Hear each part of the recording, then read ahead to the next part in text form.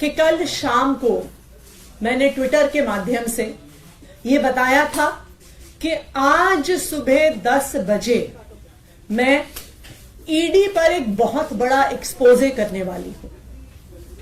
इस एक्सपोजे को रोकने के लिए, आम आदमी पार्टी को डराने के लिए, आम आदमी पार्टी को चुप कराने के लिए आज सुबह 7 बजे से ही आम आदमी पार्टी से जुड़े हुए लोगों के घर पर, आम आदमी पार्टी के नेताओं के घर पर ईडी की रेड शुरू हो गई है। हमारे सांसद और आम आदमी पार्टी के ट्रेजरर एनडी गुप्ता जी के घर पे रेड हो रही है। ऐसा सुनने में आ रहा है कि उनके पीए के घर पे रेड हो रही है। मुख्यमंत्री अरविंद केजरीवाल जी के पीए के घर पे रेड हो रही है। और अभी खबरें आ रही हैं कि शायद आज दिन भर में आम आदमी पार्टी के कई और नेताओं के घर पर ईडी रेड करने वाली है। ये क्या प्रयास है ईडी का?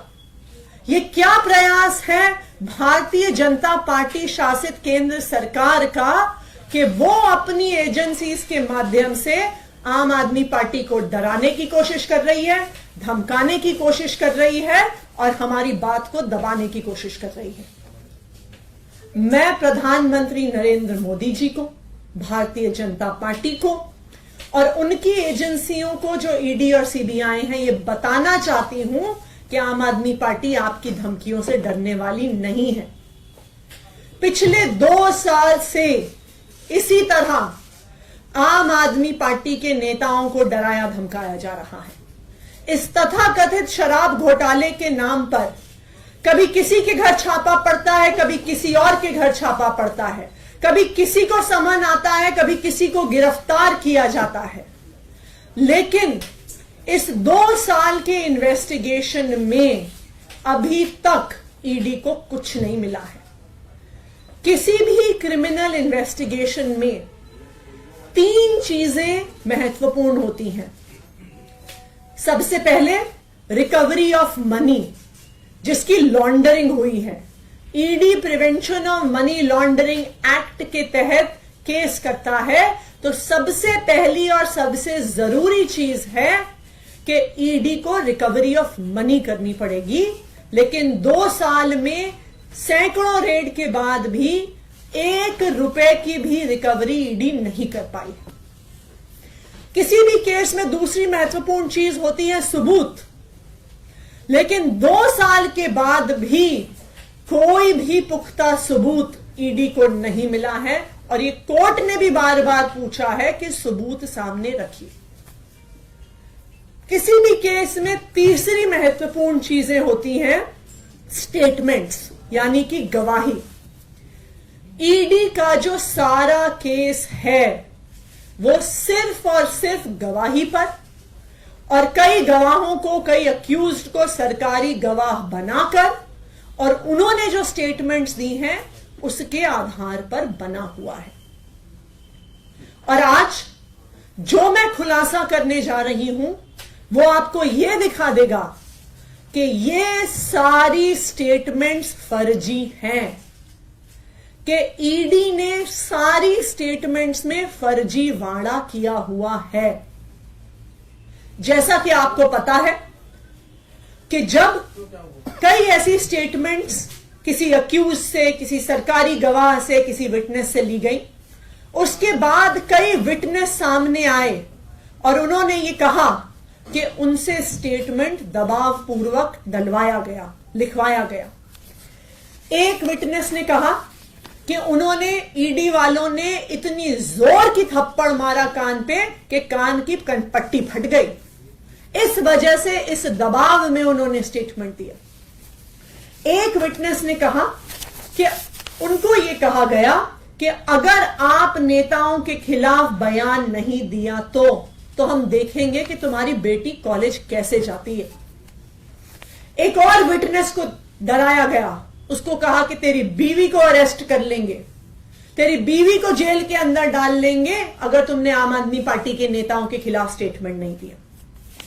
तो बार बार अलग अलग लोगों को डरा के धमका के गलत स्टेटमेंट साइन कराए गए।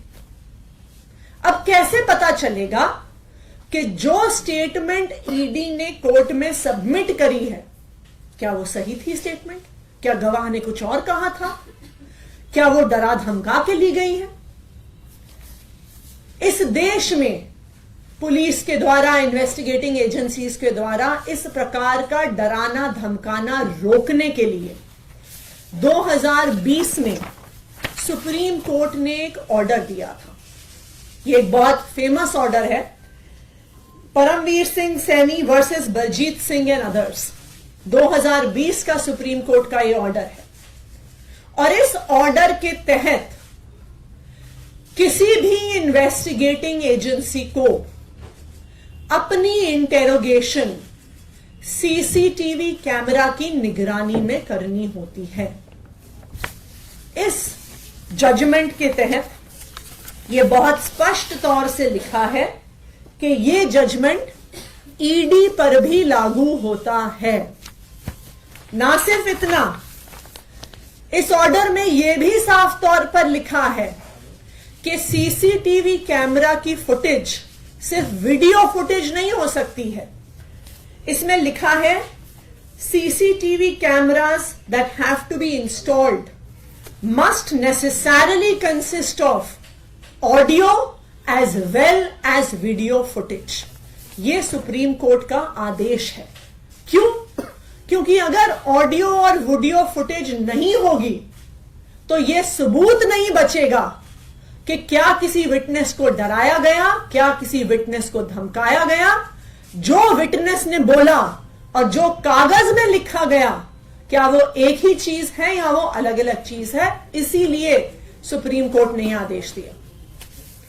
इसी आदेश को रीआइटरेट किया सीबीआई के स्पेशल कोर्ट में एक्साइज पॉलिसी मैटर में ही जस्टिस एम.के. नागपाल ने, और यह किया उन्होंने 19 जुलाई को, जब एक अक्यूज्ड ने ईडी की सीसीटीवी की फुटेज मांगी।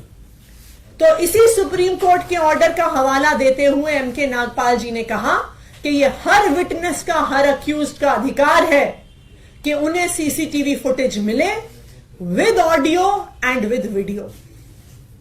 अब आप सुनिए, अब मैं आपको एक ऐसा फैक्ट बताने वाली हूं जिससे आपके रोंगटे खड़े हो जाएंगे। जब एक अक्यूज्ड ने कुछ दिन पहले कोर्ट में एप्लीकेशन डाली और कहा कि मुझे सीसीटीवी फुटेज चाहिए, तो क्या हुआ? उन्होंने एप्लीकेशन क्यों डाली? क्योंकि उनका, जो ये अक्यूज्ड थे, एक सरकारी गवाह से ईडी में आमना सामना करवाया गया। उस आमने सामने में सवाल जवाब हुए, स्टेटमेंट्स दी गई, अक्यूज्ड द्वारा दी गई, सरकारी गवाह द्वारा दी गई। इस पूरी प्रक्रिया में उस कमरे में एक सीसीटीवी कैमरा लगा हुआ था। यह पूरी प्रक्रिया सीसीटीवी कैमरा की निगरानी में हुई। लेकिन जब वो स्टेटमेंट कोर्ट में जमा कराई गई तो अक्यूज्ड ने देखा कि जो बात कमरे के अंदर हुई थी और जो बात कागज पर आई है वो दोनों अलग अलग हैं। और इसीलिए इस केस के उस अक्यूज्ड ने सीसीटीवी फुटेज के लिए एप्लीकेशन डाली। और आपको पता है, जब ईडी ने वो फुटेज दी तो उन्होंने उस फुटेज का ऑडियो डिलीट कर दिया। सिर्फ वीडियो फुटेज दी गई, ऑडियो फुटेज डिलीट कर दी गई और सारा एविडेंस कि वास्तविक तौर पे उस कमरे में क्या बात हुई थी, उस सारे एविडेंस को ईडी द्वारा डिलीट कर दिया गया है।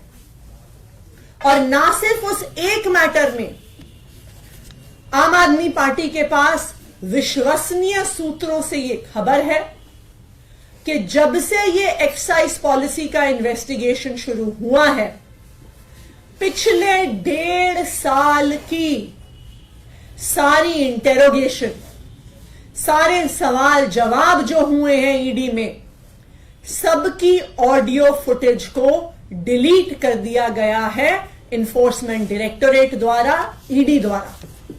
ये क्या दिखाता है कि जो एक तो रिकवरी नहीं हुई, सबूत नहीं मिला, और जो स्टेटमेंट्स थी, जो एकमात्र आधार थी ईडी के केस का, वो सारी स्टेटमेंट्स भी फर्जी हैं।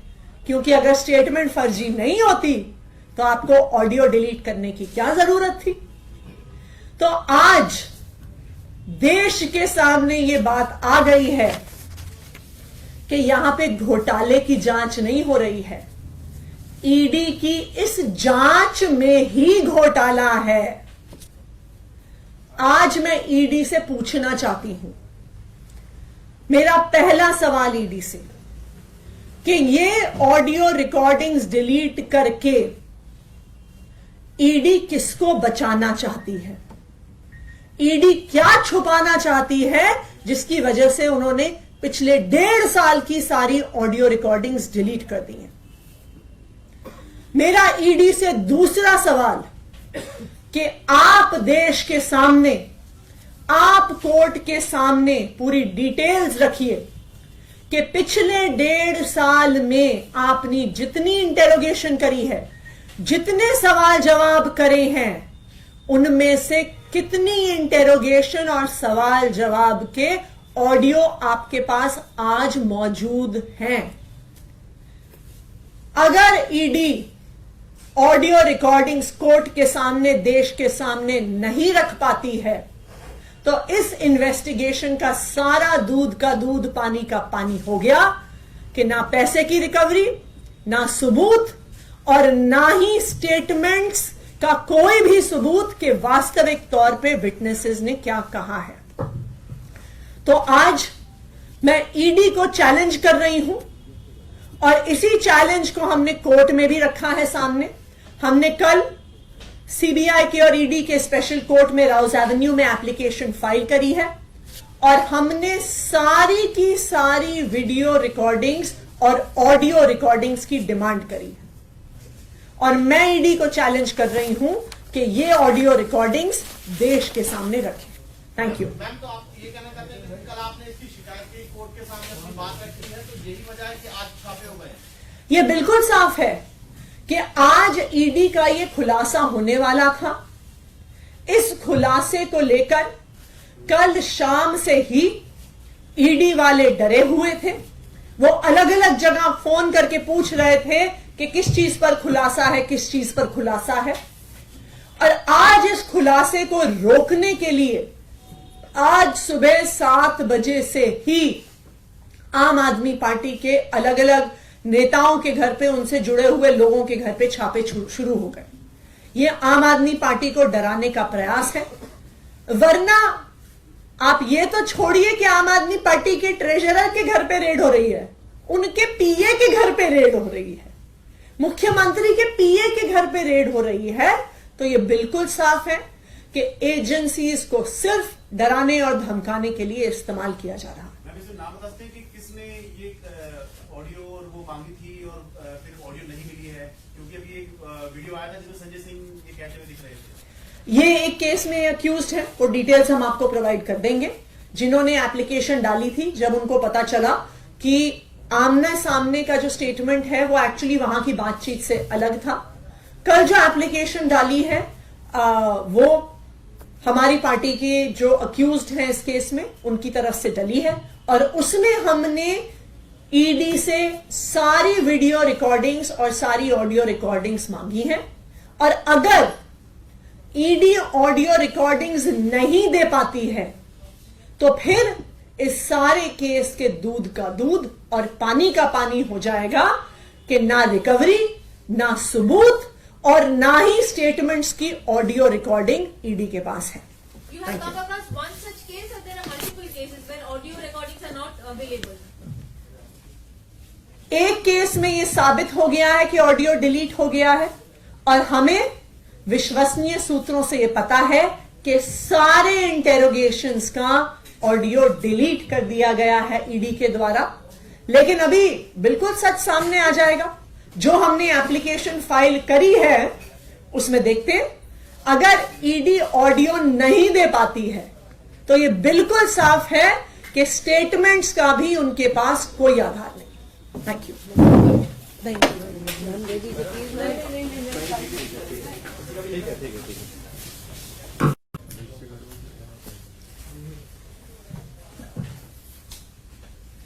जैसा कि आप सबको पता है कि कल शाम को मैंने ट्विटर के माध्यम से ये बताया था कि आज सुबह 10 बजे मैं ईडी पर एक बहुत बड़ा एक्सपोजे करने वाली हूं।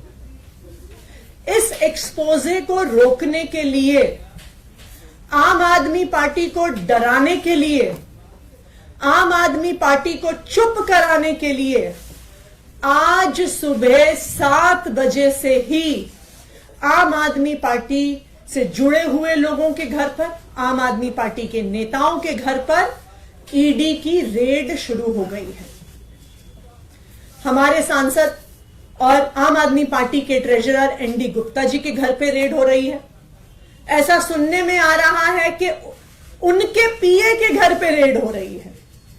मुख्यमंत्री अरविंद केजरीवाल जी के पीए के घर पे रेड हो रही है।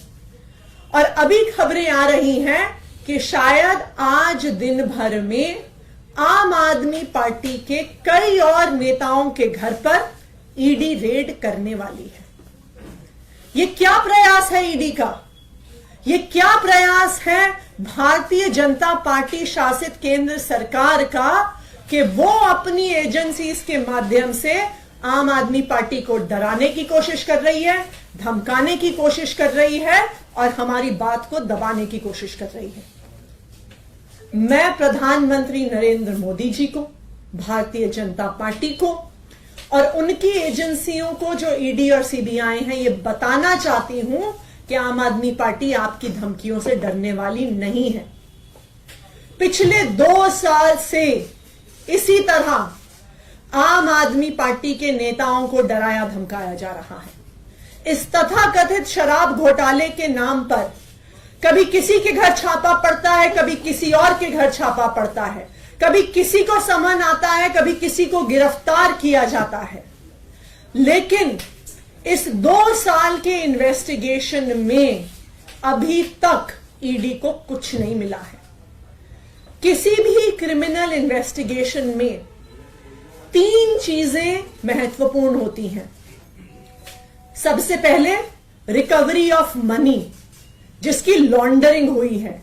ED prevention of money laundering act के तहत केस करता है तो सबसे पहली और सबसे जरूरी चीज है कि ईडी को रिकवरी ऑफ मनी करनी पड़ेगी। लेकिन 2 साल में सैकड़ों रेड के बाद भी 1 रुपए की भी रिकवरी ईडी नहीं कर पाई। किसी भी केस में दूसरी महत्वपूर्ण चीज होती है सबूत।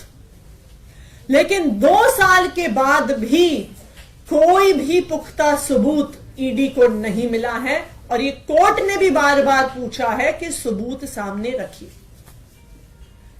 किसी भी केस में तीसरी महत्वपूर्ण चीजें होती हैं स्टेटमेंट्स, यानी कि गवाही।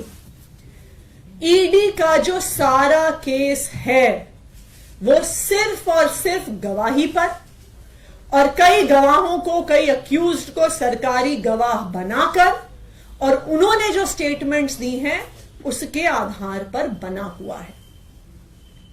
और आज जो मैं खुलासा करने जा रही हूं वो आपको यह दिखा देगा कि ये सारी स्टेटमेंट्स फर्जी हैं, कि ईडी ने सारी स्टेटमेंट्स में फर्जीवाड़ा किया हुआ है। जैसा कि आपको पता है कि जब कई ऐसी स्टेटमेंट्स किसी अक्यूज से, किसी सरकारी गवाह से, किसी विटनेस से ली गई, उसके बाद कई विटनेस सामने आए और उन्होंने ये कहा कि उनसे स्टेटमेंट दबाव पूर्वक डलवाया गया, लिखवाया गया। एक विटनेस ने कहा कि उन्होंने, ईडी वालों ने इतनी जोर की थप्पड़ मारा कान पे कि कान की पट्टी फट गई। इस वजह से, इस दबाव में उन्होंने स्टेटमेंट दिया। एक विटनेस ने कहा कि उनको यह कहा गया कि अगर आप नेताओं के खिलाफ बयान नहीं दिया तो हम देखेंगे कि तुम्हारी बेटी कॉलेज कैसे जाती है। एक और विटनेस को डराया गया, उसको कहा कि तेरी बीवी को अरेस्ट कर लेंगे, तेरी बीवी को जेल के अंदर डाल लेंगे अगर तुमने आम आदमी पार्टी के नेताओं के खिलाफ स्टेटमेंट नहीं दिया। तो बार बार अलग अलग लोगों को डरा के धमका के गलत स्टेटमेंट साइन कराए गए। अब कैसे पता चलेगा कि जो स्टेटमेंट ईडी ने कोर्ट में सबमिट करी है क्या वो सही थी स्टेटमेंट? क्या गवाह ने कुछ और कहा था? क्या वो डरा धमका के ली गई है?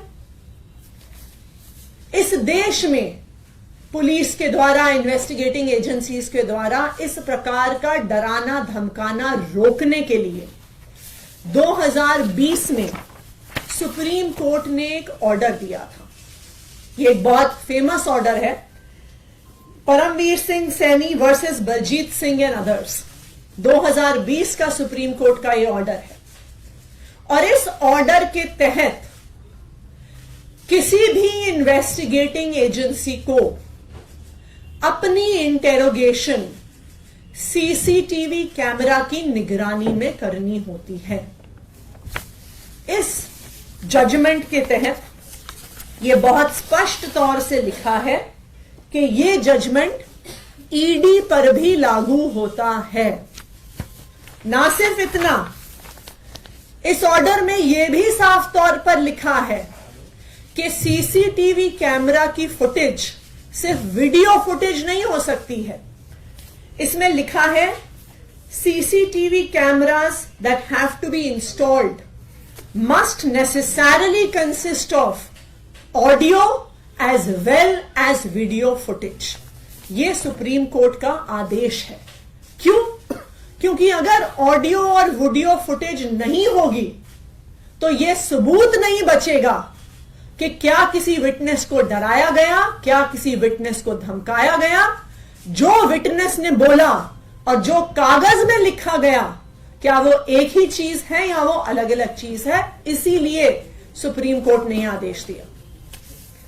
इसी आदेश को रीआइटरेट किया सीबीआई के स्पेशल कोर्ट में एक्साइज पॉलिसी मैटर में ही जस्टिस एम.के. नागपाल ने, और यह किया उन्होंने 19 जुलाई को, जब एक अक्यूज्ड ने ईडी की सीसीटीवी की फुटेज मांगी।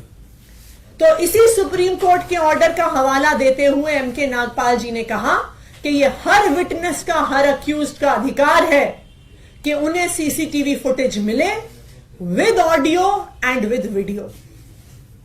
अब आप सुनिए, अब मैं आपको एक ऐसा फैक्ट बताने वाली हूं जिससे आपके रोंगटे खड़े हो जाएंगे। जब एक अक्यूज्ड ने कुछ दिन पहले कोर्ट में एप्लीकेशन डाली और कहा कि मुझे सीसीटीवी फुटेज चाहिए, तो क्या हुआ?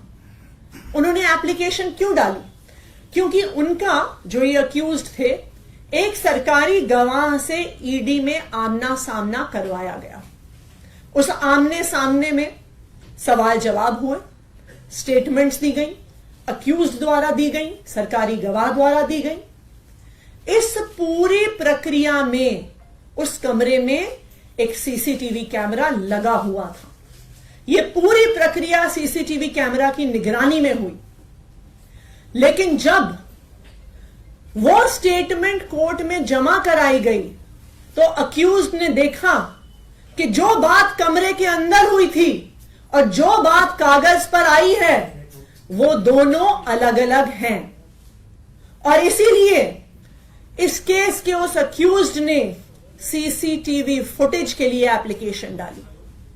और आपको पता है, जब ईडी ने वो फुटेज दी तो उन्होंने उस फुटेज का ऑडियो डिलीट कर दिया। सिर्फ वीडियो फुटेज दी गई, ऑडियो फुटेज डिलीट कर दी गई और सारा एविडेंस कि वास्तविक तौर पे उस कमरे में क्या बात हुई थी, उस सारे एविडेंस को ईडी द्वारा डिलीट कर दिया गया है। और ना सिर्फ उस एक मैटर में, आम आदमी पार्टी के पास विश्वसनीय सूत्रों से ये खबर है कि जब से ये एक्साइज पॉलिसी का इन्वेस्टिगेशन शुरू हुआ है, पिछले 1.5 साल की सारी इंटेरोगेशन, सारे सवाल जवाब जो हुए हैं ईडी में, सबकी ऑडियो फुटेज को डिलीट कर दिया गया है इन्फोर्समेंट डायरेक्टोरेट द्वारा, ईडी द्वारा। ये क्या दिखाता है कि जो एक तो रिकवरी नहीं हुई, सबूत नहीं मिला, और जो स्टेटमेंट्स थी, जो एकमात्र आधार थी ईडी के केस का, वो सारी स्टेटमेंट्स भी फर्जी हैं। क्योंकि अगर स्टेटमेंट फर्जी नहीं होती तो आपको ऑडियो डिलीट करने की क्या जरूरत थी। तो आज देश के सामने ये बात आ गई है कि यहां पे घोटाले की जांच नहीं हो रही है, ईडी की इस जांच में ही घोटाला है। आज मैं ईडी से पूछना चाहती हूं, मेरा पहला सवाल ईडी से, कि ये ऑडियो रिकॉर्डिंग्स डिलीट करके ईडी किसको बचाना चाहती है? ईडी क्या छुपाना चाहती है जिसकी वजह से उन्होंने पिछले 1.5 साल की सारी ऑडियो रिकॉर्डिंग्स डिलीट कर दी हैं? मेरा ईडी से दूसरा सवाल कि आप देश के सामने, आप कोर्ट के सामने पूरी डिटेल्स रखिए कि पिछले 1.5 साल में आपने जितनी इंटेरोगेशन करी है, जितने सवाल जवाब करे हैं, उनमें से कितनी इंटेरोगेशन और सवाल जवाब के ऑडियो आपके पास आज मौजूद हैं। अगर ईडी ऑडियो रिकॉर्डिंग्स कोर्ट के सामने, देश के सामने नहीं रख पाती है, तो इस इन्वेस्टिगेशन का सारा दूध का दूध, पानी का पानी हो गया कि ना पैसे की रिकवरी, ना सबूत, और ना ही स्टेटमेंट्स का कोई भी सबूत कि वास्तविक तौर पे विटनेसेस ने क्या कहा है। तो आज मैं ईडी को चैलेंज कर रही हूं, और इसी चैलेंज को हमने कोर्ट में भी रखा है सामने। हमने कल सीबीआई के और ईडी के स्पेशल कोर्ट में राउज एवेन्यू में एप्लीकेशन फाइल करी है, और हमने सारी की सारी वीडियो रिकॉर्डिंग्स और ऑडियो रिकॉर्डिंग्स की डिमांड करी है।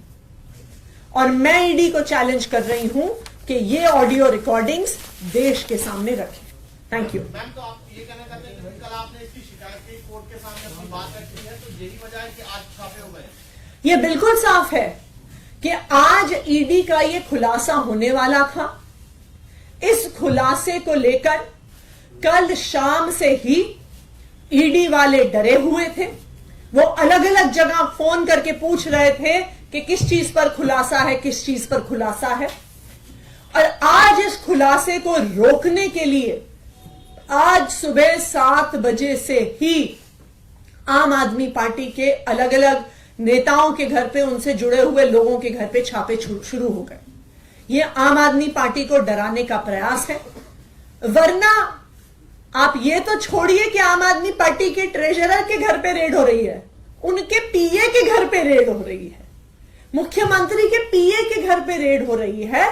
तो ये बिल्कुल साफ है कि एजेंसीज को सिर्फ डराने और धमकाने के लिए इस्तेमाल किया जा रहा है। मैम, इसे नाम बता सकते हैं कि किसने ये ऑडियो और वो मांगी थी और फिर ऑडियो नहीं मिली है? क्योंकि अभी एक वीडियो आया था जिसमें संजय सिंह ये कहते हुए दिख रहे थे। ये एक केस में अक्यूज्ड है, वो डिटेल्स हम आपको प्रोवाइड कर देंगे। जिन्होंने एप्लीकेशन डाली थी, जब उनको पता चला कि आमने सामने का जो स्टेटमेंट है वो एक्चुअली वहां की बातचीत से अलग था। कल जो एप्लीकेशन डाली है वो हमारी पार्टी के जो अक्यूज्ड हैं इस केस में, उनकी तरफ से डली है, और उसमें हमने ईडी से सारी वीडियो रिकॉर्डिंग्स और सारी ऑडियो रिकॉर्डिंग्स मांगी हैं। और अगर ईडी ऑडियो रिकॉर्डिंग्स नहीं दे पाती है तो फिर इस सारे केस के दूध का दूध और पानी का पानी हो जाएगा कि ना रिकवरी, ना सबूत, और ना ही स्टेटमेंट्स की ऑडियो रिकॉर्डिंग ईडी के पास है। You have come across one such case, or there are multiple cases where audio recordings are not available? एक केस में ये साबित हो गया है कि ऑडियो डिलीट हो गया है, और हमें विश्वसनीय सूत्रों से ये पता है कि सारे इंटेरोगेशंस का ऑडियो डिलीट कर दिया गया है ईडी के द्वारा। लेकिन अभी बिल्कुल सच सामने आ जाएगा।